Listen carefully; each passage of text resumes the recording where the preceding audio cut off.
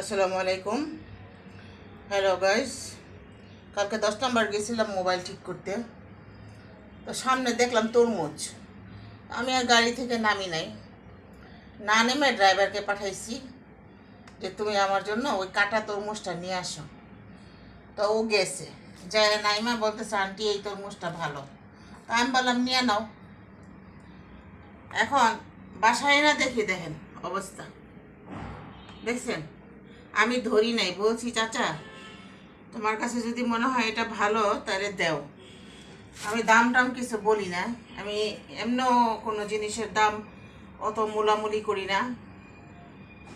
যা চায় কিছু কম বেশি করে দিয়ে দিই, অথবা দাম করিই না, ওই দামই দিয়ে দিই। অথচ দেখো বন্ধুরা, আমাকে একটা তরমুজ দিয়েছে। দেখো এগুলো কি খাওয়া যায় বলো?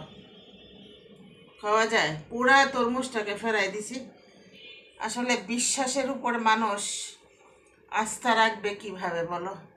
তা উচিত ছিল আমার নাইমা যায় বাইসা বাইসা নিয়ে আসা। এটাই মনে হয় উচিত ছিল, খুব সম্ভবত ভুল হয়ে গেল। যাই হোক, আল্লাহ হেদায়েত দান করুক, সত্য কথা বলে ব্যবসা করুক। সত্য ব্যবসার মধ্যে হচ্ছে বরকত আছে।